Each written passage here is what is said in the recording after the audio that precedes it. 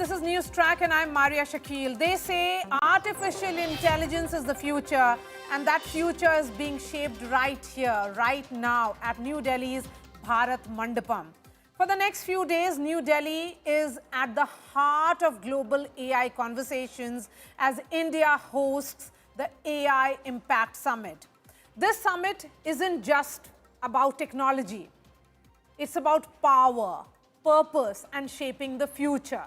Through this gathering, India aims to highlight its real-world AI solutions and establish itself as a leading voice for the Global South. And make no mistake, this is far from just another high-profile event. It's a statement of intent.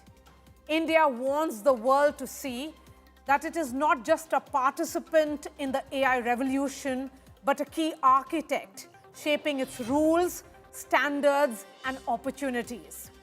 From global leaders to top tech honchos like Sam Altman and Sundar Pichai, the world has started to arrive in New Delhi, not just for innovation, but for inclusion, collaboration, and influence. And to explain the summit, its vision, and its potential impact in Delhi, we'll be joined by Abhishek Singh, CEO of India AI Mission. But before I bring him in, let's take a look at this report.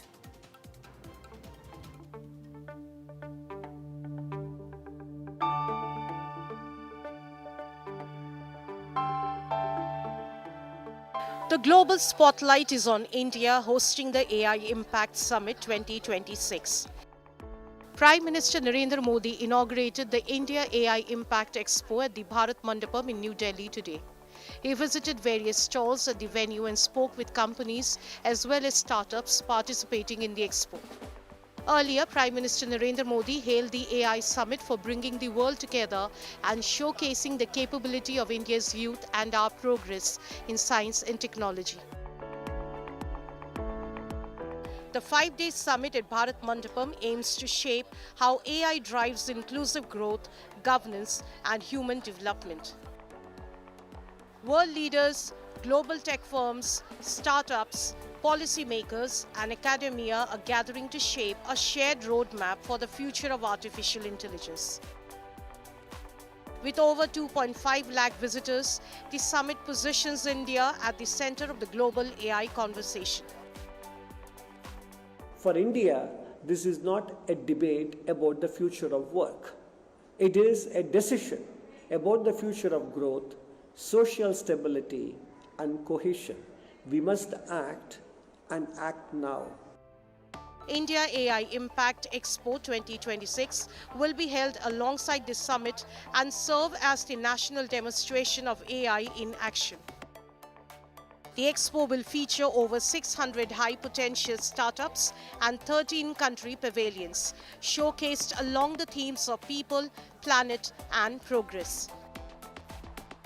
More than 5,000 traffic policemen have been additionally deployed for the easy movement during AI Impact Summit. That happens to be the 5-day-long summit where world leaders from more than 20 nations and the participants from 45 countries and 2.5 lakh visitors are expected to be a part of this event.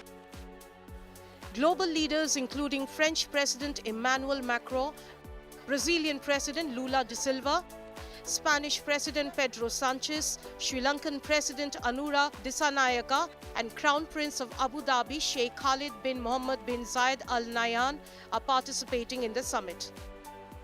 The UK and India have a very close relationship when it comes to technology. We have a fantastic base in the free trade agreement where countries both looking at two things. One, the adoption of AI to make sure we're spreading opportunity for people both across the UK and India. And secondly, as you say, the responsible adoption of AI.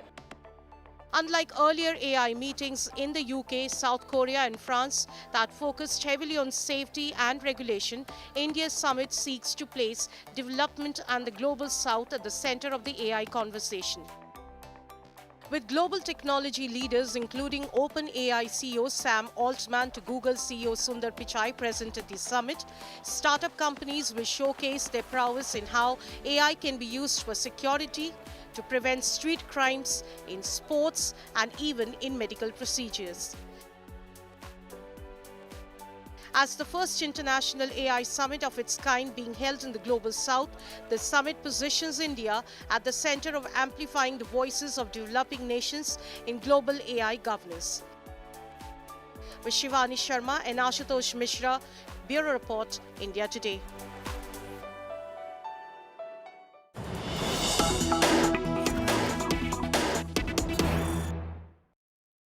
And joining me straight from Bharat Mandapam is Mr. Abhishek Singh, CEO of India AI Mission, someone who has conceptualized it and is now implementing it. Mr. Singh, close to 90% of the AI patents originate in the United States, Europe, and China. Is India then sending a message that the Global South will chart its own course and will democratize AI through this summit? See, I would not see it that way. What I would see is that India is showing what it is capable of. After all the patents that are created in the United States, many of it is contributed by people of Indian origin, people who have studied in India. India's talent has been part of that. So all the big companies, they do have their global capability centers in India. In fact, if you look at, say, Google DeepMind, they have a very strong center in Bangalore, which has contributed to the development of Gemini and other products which are there. If you look at OpenAI, or if you look at Microsoft, lots of Indian engineers have contributed to that. What we are saying is that yes, there is an opportunity for Indian companies, there is opportunity for Indian IT industry, there's an opportunity for Indian startups, where because the talent is there, if you make the right investments, India will also be able to play a role in the development of AI, in the deployment of AI, in building use cases, and ensuring that ultimately investors also invest in Indian minds and Indian companies so that IP gets created in India. So, Mr. Singh, can India then build world-class AI without relying on foreign chips, models, and cloud infrastructure? And will this Delhi summit help open the way to a richer and perhaps more inclusive AI ecosystem? That is what is the intention. What we need to show is that while we do work with the global big tech companies, we do work with frontier AI labs, but the presence of Indian companies like Sarvam, who has built a foundation model which is performing very well on all benchmarks as compared to other frontier labs. The capability is there today. There is one Sarvam, tomorrow there will be 6 such Sarvams. And if we keep on investing, if we keep on supporting Indian IT industry, Indian IT startups, Indian engineers, we will be able to compete with the best in the world. And the way Indian technology is developed, as we've seen in the example of digital public infrastructure, that it is not only developed for India, but it's developed for the global community. We do share with the Global South. The Global South looks at India with trust. So that is what we are trying to position ourselves to in the play. You know, one may also ask that will summits of this nature in future be more about clones? And is artificial intelligence going to be at the cost of human jobs or perhaps opportunities? Not at all. In fact, every technology, when it has evolved, it has led to some jobs, of course, getting impacted, becoming obsolete, but many new opportunities coming in. So whether it was the internet or whether it's the automobiles, every technology has led to creation of new jobs. So AI will also create new jobs, whether it's in the field of data science, data analytics, or agentic AI, or edge AI, or physical AI. This whole thing about building AI transformational services. So the opportunity of India is that given our technology prowess, given our talent prowess, that we can play a big role in building AI transformational services for not only India, but for the whole world. So that's what we are looking at. Then the jobs which will be created, it will require, it's not that it will automatically come to us. We'll need to invest a lot in skilling. We'll need to invest a lot in reskilling. We'll need to provide opportunities to Indian youth who can who can who can acquire these skills and who can be at the forefront. Well, see, for example, robotics. Robotics in India, maybe because of the large population, we don't need robots. But there are countries in the West who are looking at robots and assessment. But can India become a manufacturing base for robots? And if that becomes, and if with our push by the government on manufacturing sector, if we're able to occupy a piece of that cake, it will mean a lot for our economy and for creation of jobs. Top tech honchos have started arriving in India, and perhaps over the next few days, there'll be interesting conversations with regards to privacy, deepfakes. Do you think regulation is one idea which will be certainly dominating this entire space, sir? See, at every such conference, when we look at the opportunities, we also look at the risks. And in fact, the genesis of the AI summit started in 23. At that time, it was the prime issue of our safety and security. While we have moved on from what we were at Bletchley Park, and we are looking at other dimensions about the potential, about the opportunity, about what it can do to transform lives and impact people. But it's not that the discussions about safety and security have diminished. Those remain on the agenda. The issues of risk, the issues of deep fakes, the issues of labeling AI generated content, the issues of reducing harm that can be caused by AI, they also will be discussed at the summit. We are getting the best of the experts from across the world who have been working in this dimension. There are some research scholars who will be presenting papers on this. There are companies who will say what they are doing to make AI safe, secure, trusted. At the same time, governments also have adopted different means to do that. India has its own legal provisions for regulating AI. Europe has its own. So all of this will be discussed to come out with a common framework which works for the entire global community. My last question to you as you go ahead and plan the next few days. You have been a very, very busy man. So I really appreciate that you joined us to give us an overview of what should we be expecting, because today was the day in which the Prime Minister inaugurated the expo at Bharat Mandapam. Tomorrow onwards, multiple conferences will be, will be held on the sidelines, including on 18th, the AI summit that India Today is hosting, where we hope to see you as well, sir. Where do you think the big ideas will be shared? Because all eyes will be on multiple conversations, the fireside chats, and as much as the keynote addresses of the several, the magnificent seven who are all going to be in India in the next 24 hours. But I must say that while the attention, the media attention and the hype is about the top CEOs and the fireside chats and their keynotes and what they will say, but if you look at the conversation that happened today, in every room, every panel that we had today was oversubscribed. The conversations were top class. The kind of intervention, the kind of idea that were shared was totally best of its class. And in fact, not only the physical rooms were occupied. In my busy schedule, I tried to join in on one of the sessions which was live. All our sessions are live on YouTube. Yes. So I logged into one of the sessions. I was surprised to see 11,000 people who had joined online on that particular session. So that's the kind of reach this summit is happening, and that's the quality of discussions we are having. So while of course the keynotes and the fireside chats, the magnificent seven or the top seven or the star speakers are a big draw for the audience, but I would urge everyone that those who are able to come and manage the the overflowing crowd that we have, they should also look at the other sessions and the panels that they're having. And if you're not able to walk in, or if you're not able to get a seat in the room, please join online, because the sessions online are of top class and very good quality. We are oversubscribed, but so I would appeal to people that if it's possible, if it's becoming difficult to get in because of numbers, please join online, because the quality of the learning there will be of the same quality as you come here. Abhishek ji, pleasure speaking to you. Thank you for your time here on India Today, and wishing you all the best, and wishing our country and the entire India mission a lot of success over the next few days. Thank you. Thank you. It's a pleasure. And I must thank you all also for supporting the Impact Summit and sending the right messages to all audiences. Thanks a lot. And last week, I spoke to the founder and CEO of Vianai Systems, former CEO of Infosys, Vishal Sikka, about the power, promise, and peril of AI. I'm leaving you with this exclusive conversation. Thank you for watching Newstrack.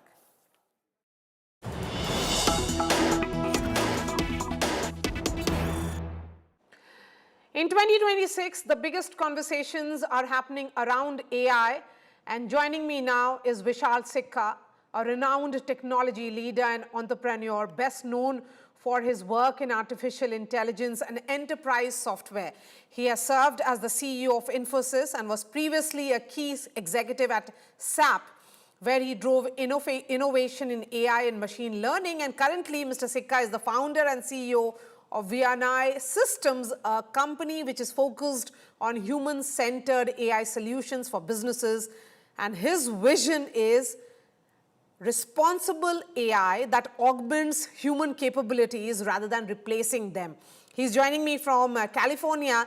Dr. Sikka, really appreciate your time. How do you see human-centered AI shaping the future of technology, and what role does empathy play in AI design?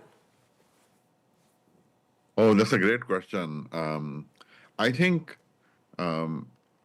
humanity has always built tools. We have always built tools for ourselves. In Chennai, just about 100 kilometers north of Chennai, they recently found tools that were almost 300,000 years old, 3 lakh years old. So people have been building tools for a long time. AI, generative AI, is the latest powerful tool that we have built for ourselves. And these tools really, uh, they really help and they really get to their full potential when they amplify our abilities, when they make us more human, when they make us be able to do more than we are able to do with our senses.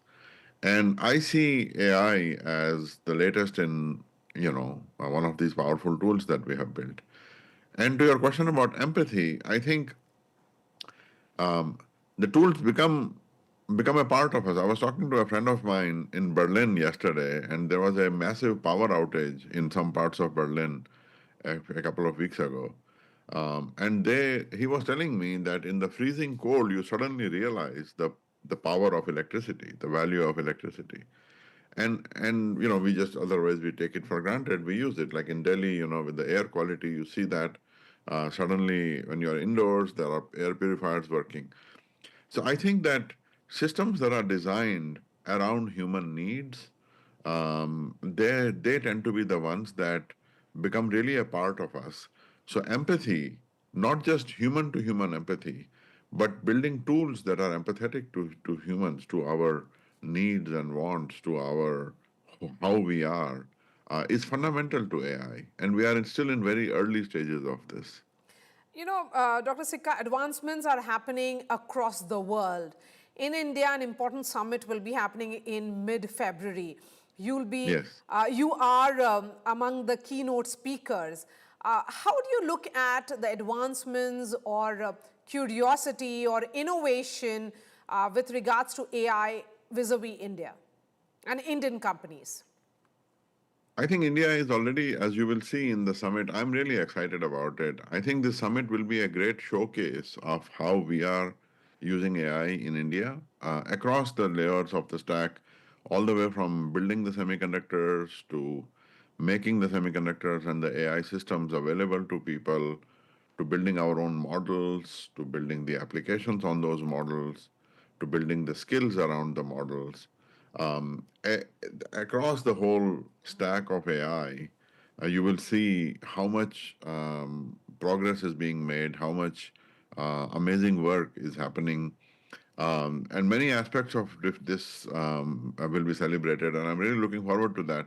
For example, how the young people, there is a particular theme called UI, UA AI, which I'm really looking forward to learning more about how the young people are using AI.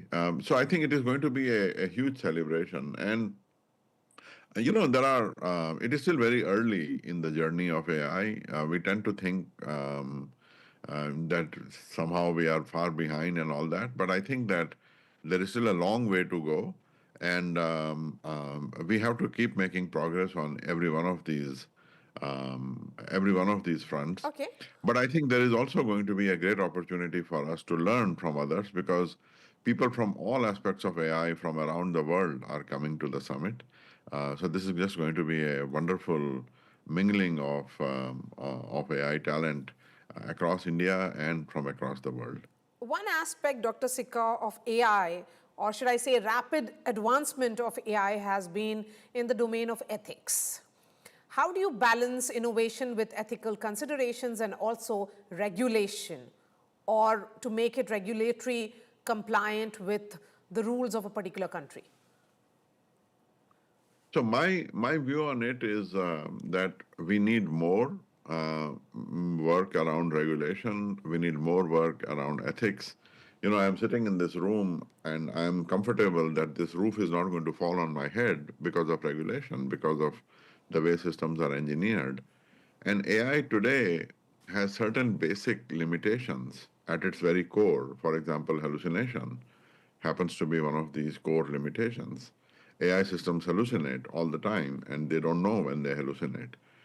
So when we are faced with a technology like that, but obviously it is an incredibly powerful technology as well. So how do you make sure that we advance it in the right way? How do we make sure that it is doing what it is supposed to do, how it is working as intended, the negative effects of it, especially around, the parts of the society that need help are managed in the right way. Um, you know, the, I think there is still a lot more work that needs to happen, all the way from bias in the data to understanding how the training algorithms, how the system models that are built reflect the correct ethical standards. And every country has different, rules, different standards that they work with to ensure that those are all captured in the models, or the system builders who are using the models to build their systems are also able to, put the appropriate guardrails around that. How the government works on that. I think these are all things that are still, because of the rapid advances, these are areas that are sometimes they lag, and these are things that we need to focus on. Okay. I feel that our government is among the most advanced in their understanding of AI. Generally, the commercial enterprise tends to get ahead of regulation and of government. And I feel that in India, we have fortunately, we have a government that is really very on top of these things, and all aspects of this are worked on. And so I feel better about that.